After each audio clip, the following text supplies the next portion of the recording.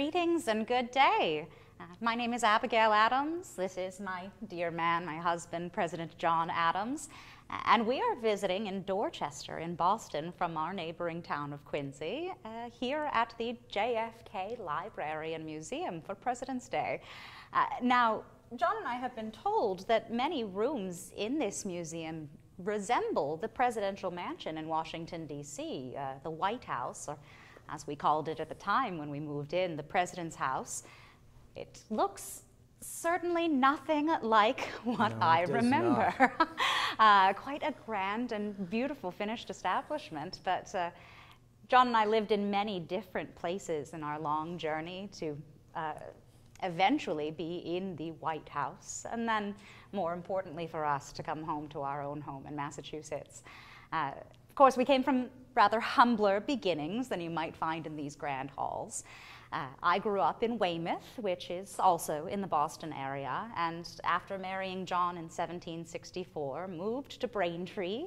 A bit of a distance to not be near my own family anymore, but John had the great distance of traveling to the house just across the yard. It was indeed a mighty distance.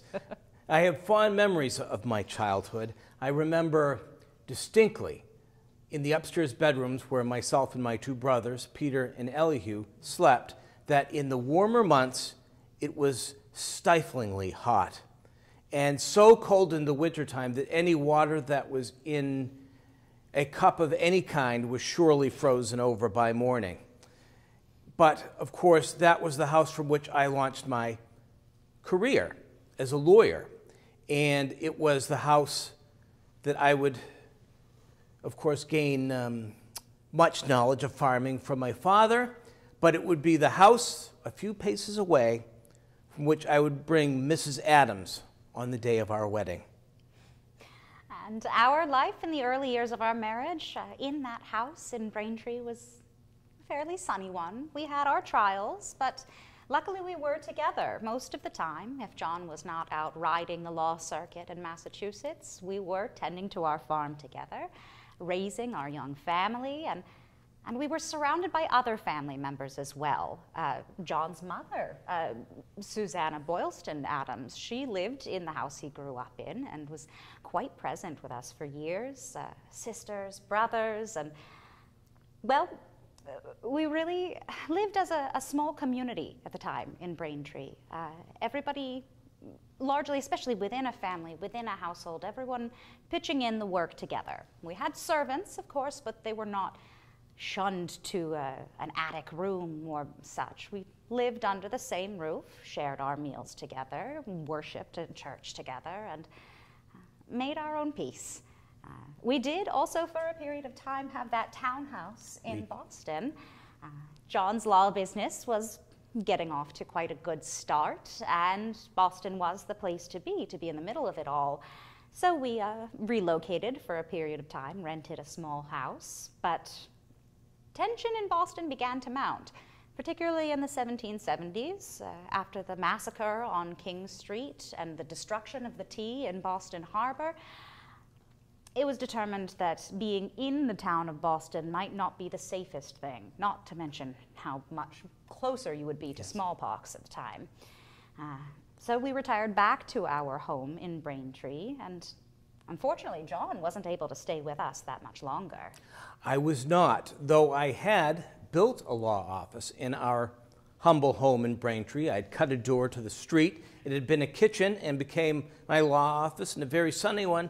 I would not see it for very much longer because in the fall of 1774, I was one of the delegates chosen to visit the very first Congress of the Colonies in Philadelphia in August of 1774, going on into September and October, when we were returned home wondering if there would be another Congress. Oh, there would be another Congress. There would be a Congress that would return in May of 1775 as war had begun, and I had humble lodgings with the rest of the delegates of Massachusetts at Mrs. Yard's house, very near the center of action, as it were, in Philadelphia. But from Philadelphia, where in the summer of 1776 we signed the Declaration of Independence, after approving of it, and independence itself, I was asked to cross the ocean for the first time in my life to tend to negotiations with Dr. Benjamin Franklin with France so that they might be an ally in our war. I had crossed in February, in a very stormy time, with some adventure with John Quincy, and I had not even set foot on shore, and the alliance had already been formed with France, making my voyage rather unnecessary. Of course, John did have to stay in Europe for a time. It was not the end of the war, nor the end of diplomatic work to be done. Not. He had years ahead of him, serving the United States as a diplomat in France and going to Amsterdam as well. He'd taken our oldest son, John Quincy, along with him, and I remained on the farm in Massachusetts with our other children, trying to keep things moving, keeping quite a good farm, if I do say so myself. And that is what I heard, madam. That is what I heard. More than one letter. However, we were always trying to keep our budget in order. While we do have a home and some land, we are not a long-established, well-off family like others in the early seats of the executive branch might have been. And, well, you had quite an experience being in Europe and seeing the way, well, the way the other diplomats may have spended. Oh, indeed, they did spend, madam, they did spend. Why, I could remember greeting Dr. Franklin that first time in 1778. He was just outside of Paris in Passy, and he looked like some sort of marquis at some sort of grand chateau. He had any number of servants at his disposal. He had thousands of bottles of wine that he could consume, and he was never one to miss the visitation of some of the most noble and aristocratic families of France, bringing me along with him. And need I mention Mr. Jefferson and his spending? Mr. Jefferson bought everything that could be had in Paris, be it wine, be it recipes, be it books, be it furniture, be it Shoes, artwork. Buckles, gloves, stockings. I did some of these purchases for him when I was in Europe. You did indeed, and while you were doing this, perhaps you should have booked another ship for him for the passage of everything of material that he bought while in France. It might have sunk under the weight. It was indeed Mr. Jefferson who informed me that I was to be the first minister to the court of St. James and to go to Britain along with my family to take up residence there. And when we departed, may I tell the story? You may, of great sadness. The day we departed, I'll tell you, none of us quite ready to bid adieu to France, and our staff members, our servants, apparently not quite ready to bid adieu to us. As we're departing, getting into the carriage, the maids are weeping and saying how much we shall be missed, and of course that's affecting the family as well, and we're becoming sentimental. There are embraces and long adieus, and I had brought along with me a charming songbird I had acquired. I'd intended to bring it with us to England, but after bringing that cage into the carriage with this tumult of the tears and the weeping and the noise, the poor creature, once inside that small space, went into such a panic. I knew we wouldn't be able to bring her across the channel, and so, tears in my own eyes, I handed off the bird cage to one of my weeping maids, and with tears in her eyes, we made that last final departure. It was quite an emotional experience heading to England. And perhaps, my dear, it was best for that bird that he or she did not travel with us to England. Let us just say that John Adams and family were not the most popular people in English society. I did have the honor, as First Minister, to meet His Majesty King George III. Yes, that King George III, the one that we had written of as a tyrant in the Declaration of Independence, who had infringed upon our rights time and time again, and yet there I was, practicing my bowing so that I could perform the 3 bows necessary in his presence, starting from one end of the room to the other. And we exchanged greetings, and then I discovered something rather interesting, that he was a rather likable fellow, and that we had, though our political differences remained the same, we had some common interests.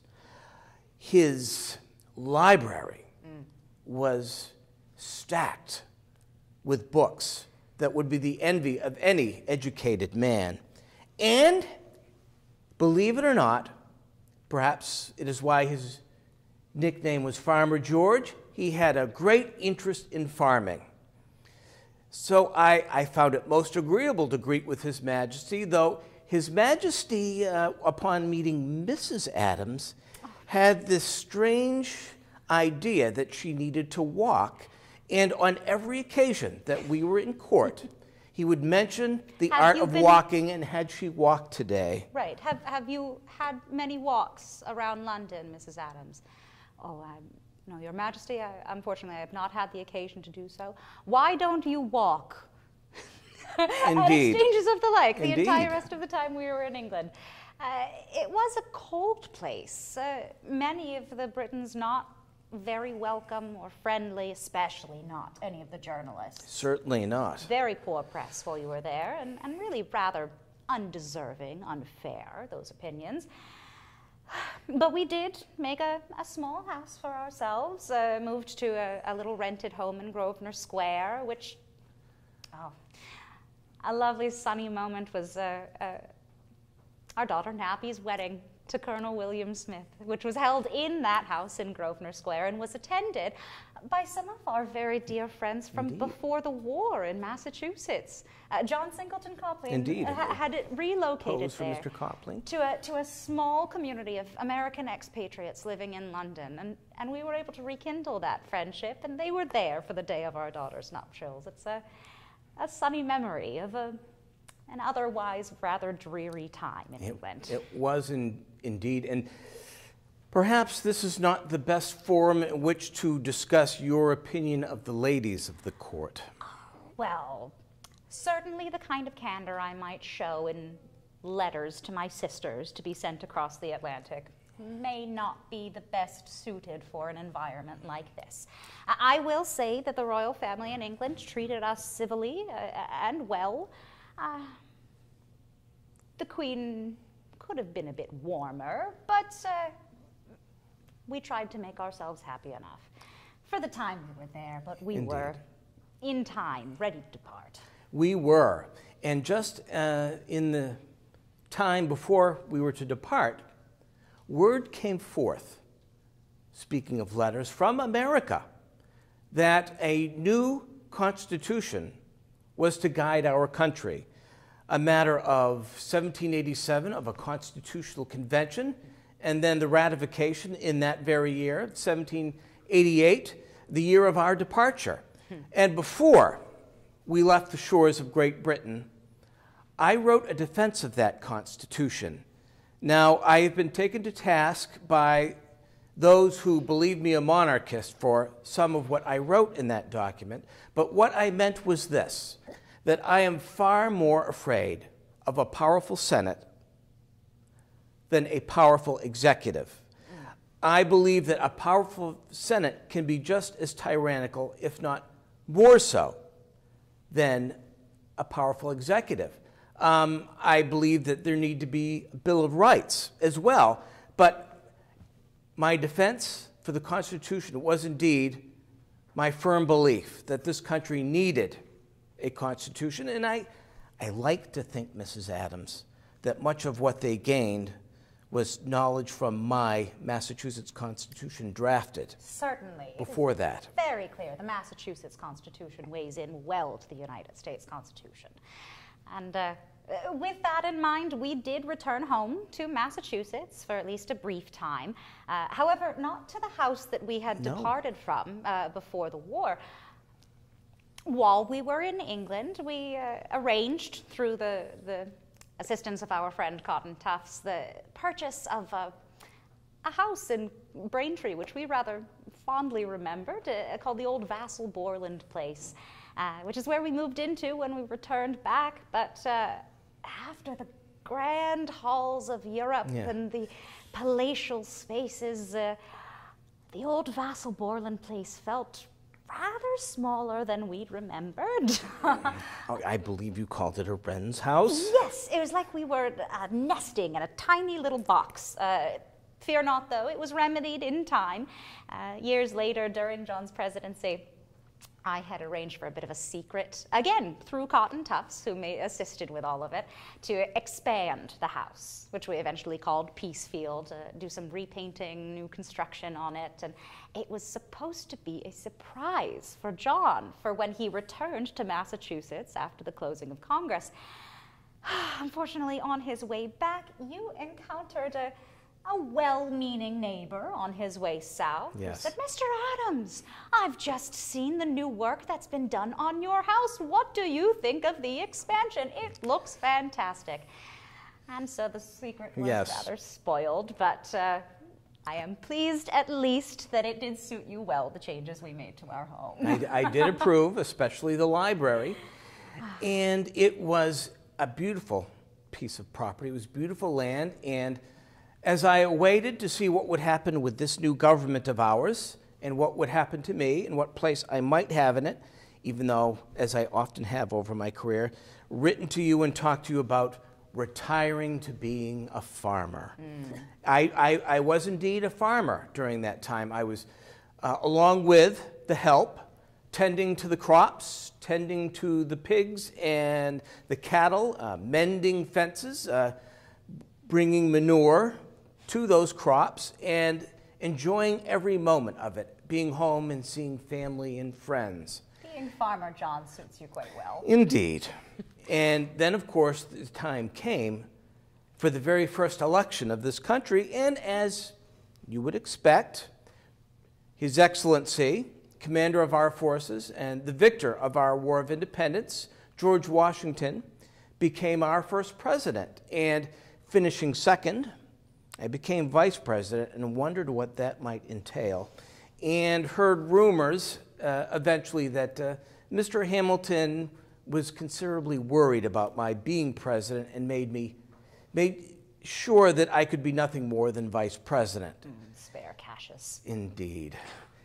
Now, the vice presidency meant that John once again had to depart from our home in Massachusetts and head to New York at the time, is where the capital was being held. And took me a little while to join. Unfortunately, your first few months as vice president were not the pleasantest of your fairly not the pleasantest life, but why don't you tell us? Oh, must I?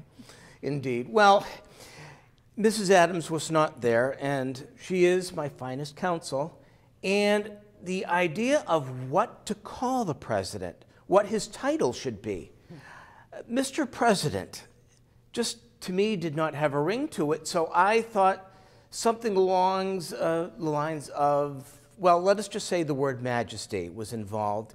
And there were those in the Senate who I presided over, who I was not allowed to debate with, but could cast a tie-breaking vote, were not pleased with my choice of title, and one of them took to calling me His Rotundity. And I knew then, as I know still, that I was in need of the counsel of my dear Mrs. Adams. Luckily, it wasn't too very long, and by that summer I was able to join John in New York. And we rented really a charming house there called Richmond Hill. Lovely house, just about a mile north of the town, right on the Hudson River. And so you had wonderful breezes coming through. And of course, Nabby had moved with her husband, Colonel Smith, to New York when we returned from Europe. And so we had our grandchildren nearby, which was truly a delight. And we even had Charles with us at that time. One of our sons had encountered some scandalous trouble while at Harvard, and so we decided to bring him to New York with us to keep a better eye on him. I warned him to be more serious in his studies. And then, of course, as we were comfortable in New York, the time would come to move again. Still as vice president, still unable to debate, still casting tie-breaking votes, the capital was moved to Philadelphia, where the Congress had been, as, well, let's just say negotiations had gone forth, courtesy of Mr. Jefferson, the Secretary of State, with the Secretary of the Treasury, Mr. Hamilton, and James Madison of the Congress, that there would be a capital in the South if the federal government would assume the debts of the states. It was consummated, and with a temporary stay in Philadelphia, the capital would eventually be moved to a place called Washington City. But that would be at the end of my presidency, sometime later. And the house in Philadelphia, madam. Well, Bush Hill was itself a fairly charming house. Of course, the servants were far more often drunk than I would have expected. And the strangest thing about it was that the yard surrounding Bush Hill and the whole area surrounding was stripped of all trees, lumber, and bushes, branches. This was because the British Army had encamped in that area during the American Revolution and had taken down almost everything for firewood. But it was a cheerful enough time. It was. Charles stayed behind in New York when we left, but we did have our son Thomas finishing at Harvard. We decided to bring him with us to Philadelphia, so he was there with us. Occasionally, Charles would visit from New York, and there was even one wonderful time in February of 1791 when we had Thomas with us, and Charles visited from New York, and John Quincy came all the way from Massachusetts, and for the first time in ages, we had all three of our sons together under one roof. We did indeed. It was a much more charming time, a bright, sunny moment to keep our eyes on. And the house there itself, we even had the honor of hosting the Washingtons. Which was a very rare occasion indeed. They were not known to accept invitations for social calls, but they made an exception for the vice president and his wife, and that was rather an experience to host the president, and Mrs. Washington was a fine, very respectable woman as well. Now, Bush Hill, we quickly found out, was rather too expensive to run. We'd had to take on a somewhat larger staff of servants than we would have in Massachusetts, and, well, we decided to downsize. Moved to a much smaller, more modest, frugal house in town, cut the number of staff working for us to the very minimal of 3 servants, and all of us lived under one roof, working together, eating our meals together, worshiping together. Once again, it was quite like being home in Massachusetts. I wasn't able to enjoy it that much longer, however. I fell terribly ill that winter. Weeks on end, I was bedridden, really quite dangerously so. So much that when spring came and I had recovered my strength enough to return home to Massachusetts, I decided that I would not be returning with John, unfortunately, the following fall when he would return to Philadelphia. Indeed, and I was lost without you. I did come to the conclusion that I needed myself to downsize again, and I actually lived in a room of the Secretary of the Senate. Now, he was not known to run a boarding house, but John, when going to rent a room at a boarding house, said that was simply not to be done by the vice president. Indeed. Opened up a room in his own home. But you lived wisely. I did, and modestly. Some of our contemporaries could have learned from us, from our frugality.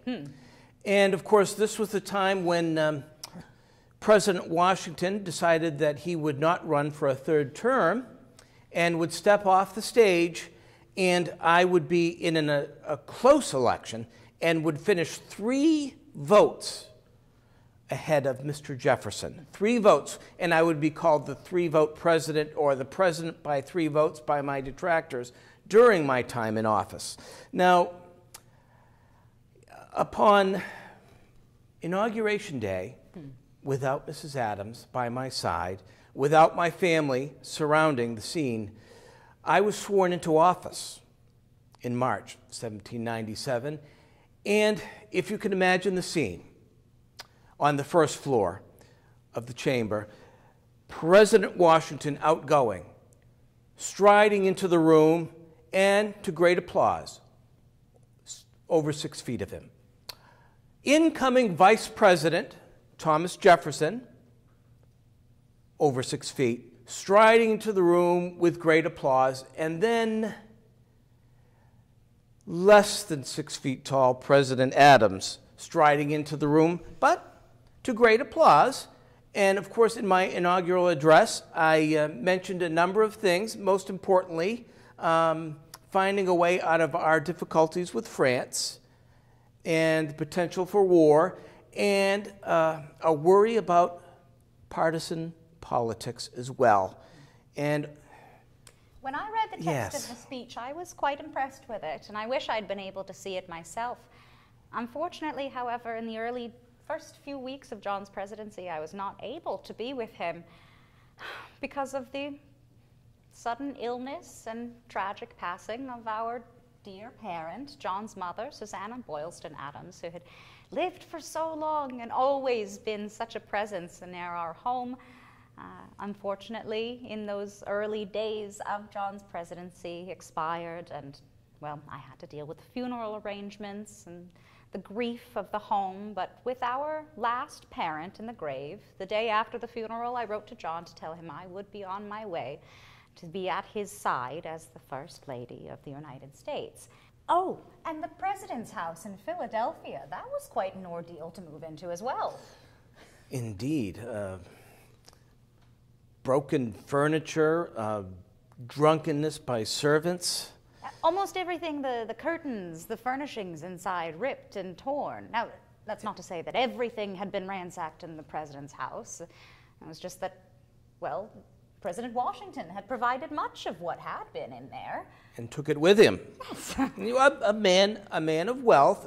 He had brought in his own furniture and had departed with it. So there was not much for the Adamses when we moved in. And the things that were left that were state-owned furniture. Indeed. Dismal shape, terribly respected.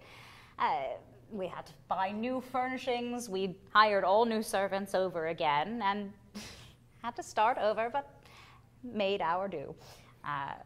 Now, tumultuous summer of 1798 with the half-war with the French, and of course having men on both sides of the issue. My own advisors in the executive branch were taking orders from Alexander Hamilton, supposedly retired in New York, demanding war, demanding a large army. Devil in his eyes. Indeed. And Mr. Jefferson's friends claiming that we had offended the French, that the French were offended by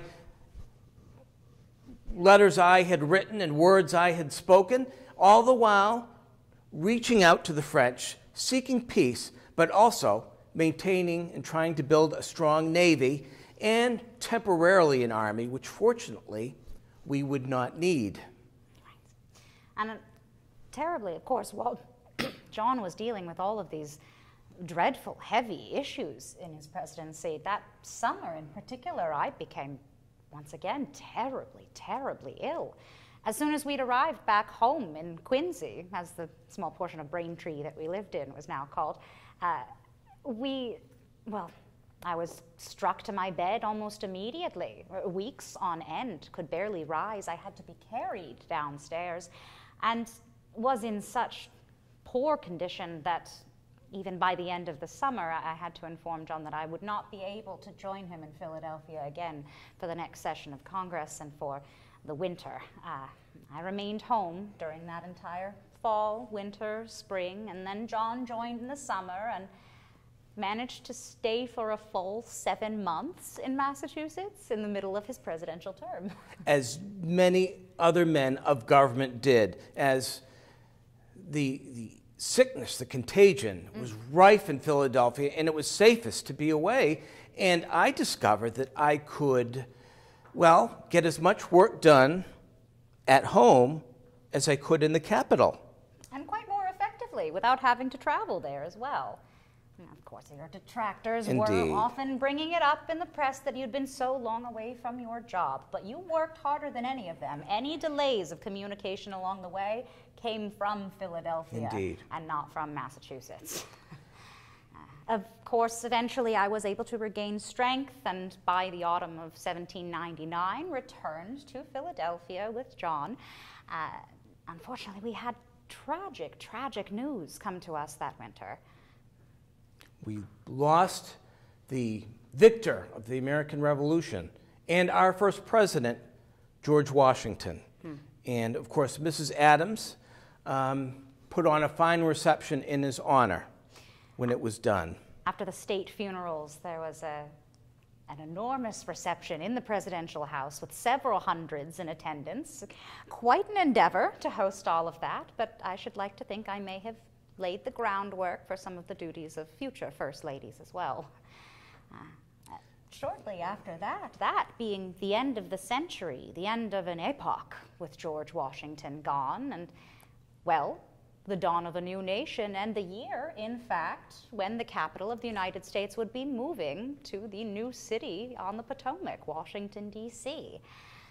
After returning, well, before returning home for that summer, I went to visit the new capital, and let us just say I found it in a state of incompletion.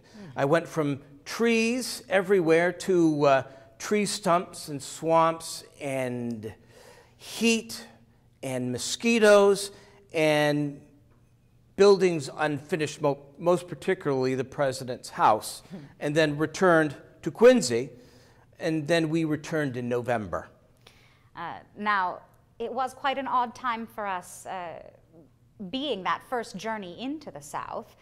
Of course, slavery was something that we had in Massachusetts. I had grown up in a household with enslaved people, but to see an entire city being built underneath our feet by forced labor, not only to watch the suffering and the pain of the people doing such things, the robbing them of their humanity, but then also the inefficiency of watching their masters stand by idly while all the work was being done by those Indeed. poor people.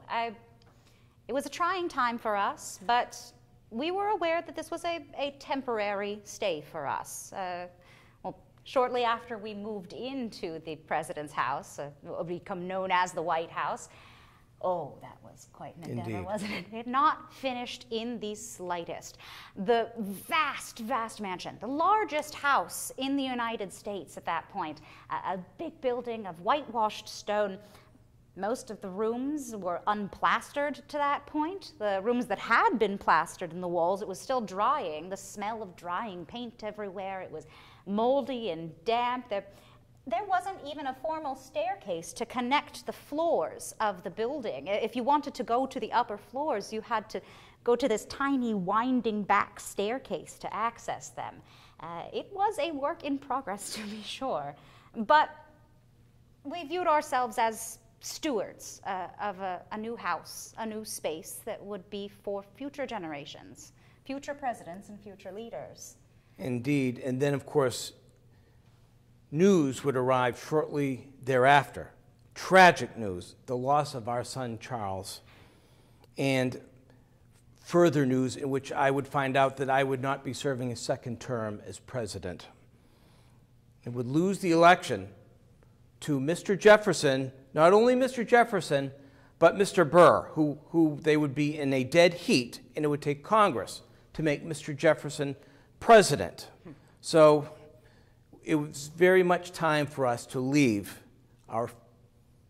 as occupants of this national capital. You had written, though, to me, as you traveled ahead of me to Washington City,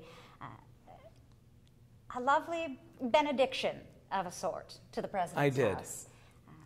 I pray heaven bestow the best of blessings on this house and all those who shall hereafter inhabit. May none but honest and wise men rule from under this roof. And my thoughts are of, well, those who are to follow. We have set the stage for future presidents, Thomas Jefferson, James Madison, and perhaps our own son, John Quincy. Of course, the legacy doesn't end there. The office of the president is extended to many other notable figures, like the 35th president, another Massachusetts man, John F. Kennedy, and even now to the 46th president, Joe Biden. It is by no means the end of the legacy, and we are happy to have had our part in setting the stage.